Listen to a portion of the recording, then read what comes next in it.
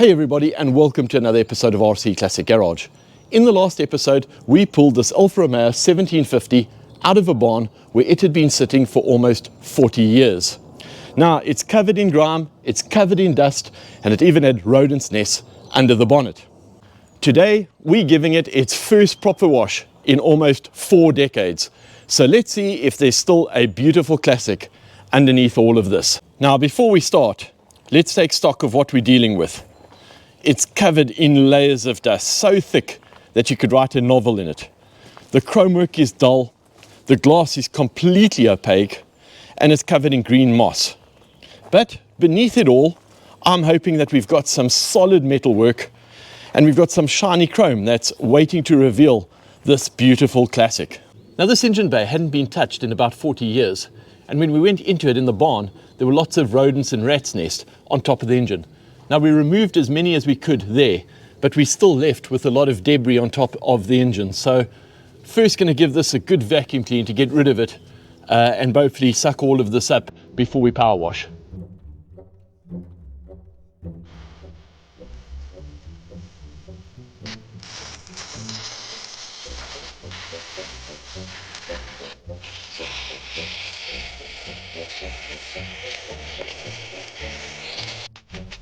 We're starting with a gentle pre-wash to loosen up all this grime before we go on with the rail power cleaning. Now, I will do this section by section, but just look at all that grime just running off.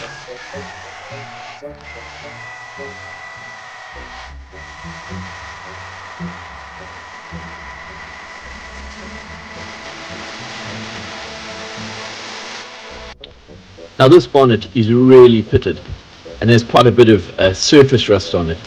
So the more paintwork we can blast off, the better.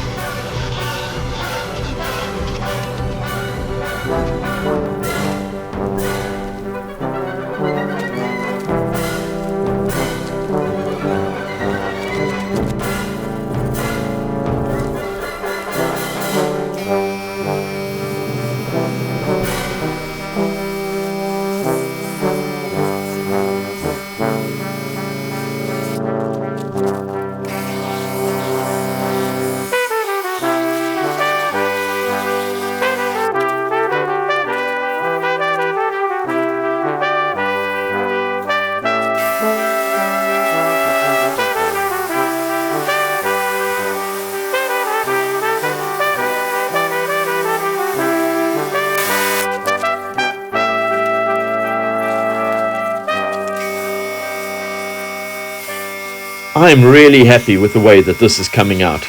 The grime is washing off fairly easily, and I'm not seeing any major rust being revealed. And what we have here is all surface rust from sitting in the barn.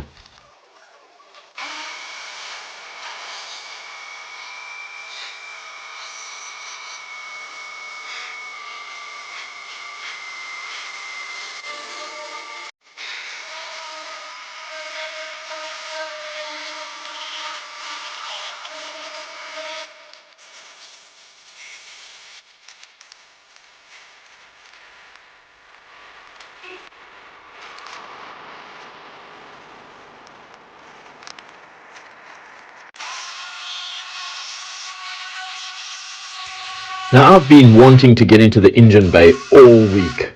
I really could not see much. And it took me a few days to even see that this car had dual Solex carburetors, which are fairly rare for a 1750, but it was a great find. Now this already looks a million times better. And once this is done, I can actually see what's going on now. Now that most of the heavy stuff is off, it's time for a proper hand wash. Now this will break down the remaining grime and lift off as much of the remaining dirt as possible.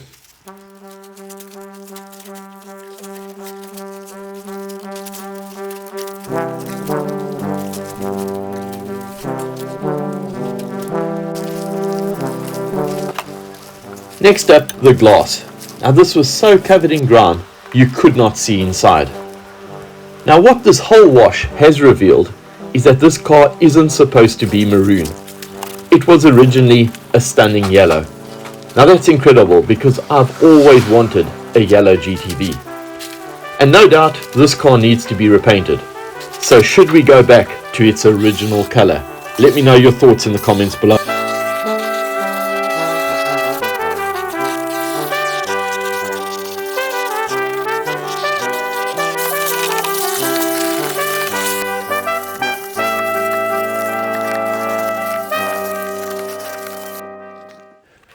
Okay, now that the outside is looking respectable, let's take care of the inside. Now this car has got a very good dash. And the seats are reasonably good, but they are two-tone, which I don't think is original. But they're actually cleaning up pretty well. It's definitely starting to feel like a car again.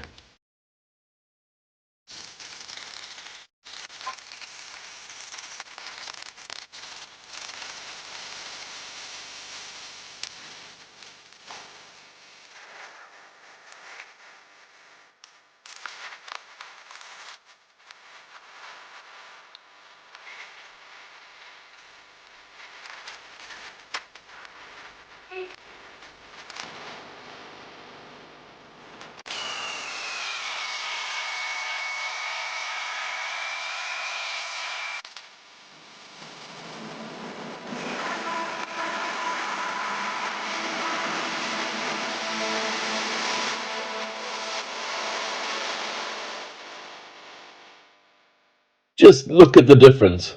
This car was once buried under dirt and dust. And now, well now it actually looks like an Alfa again. Now when I first found this car, I struggled to assess it properly, under the dirt, where it was parked, nests in the engine bay. But actually now that I've washed it, I think it's okay. The bodywork appears to be solid, but there is some welding to do.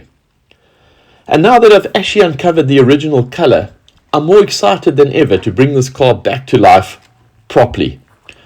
Of course, there's still plenty of work to do. The engine, the brakes, the clutch, the suspension, the electronics. It all needs work. But that's all part of a barn find journey. I still don't know if the engine turns over or if it's seized. I have not been able to get to the spark plugs until now. So, this is just the beginning. I know there's a long way to go to bring this beauty back to the road, but please make sure you're subscribed so you don't miss it. That's amazing what a pressure wash, a bit of elbow grease and some patience can do. Now under the car, it looks surprisingly good and very solid. I've been using these jacking points and I haven't had any issues. I have seen a hole in the floorboard next to the pedals, but that's probably caused by leaking fluid over the years. And replacement panels are easy enough to get. I've also noticed we have some rust starting in the wheel well. Again, these panels are easy to get. Now, the next step that I want to do is probably have this car ice blasted or dry ice blasting, because I think that will really take the underseal away underneath. It will clean up all the aluminium, clean up the suspension pieces, remove the flaky rust from the top of some of the pieces underneath, and we can truly assess the car after that point, because I think we've actually starting with a very good car that has preserved relatively well in the barn over the 40 years. So thanks for watching another episode of RC Classic Garage. This channel is all about the ownership experience of my classic car collection, where I share it with you guys on YouTube. If you enjoyed the episode, please give it a like, please subscribe to the channel, and see you all next time. Ciao.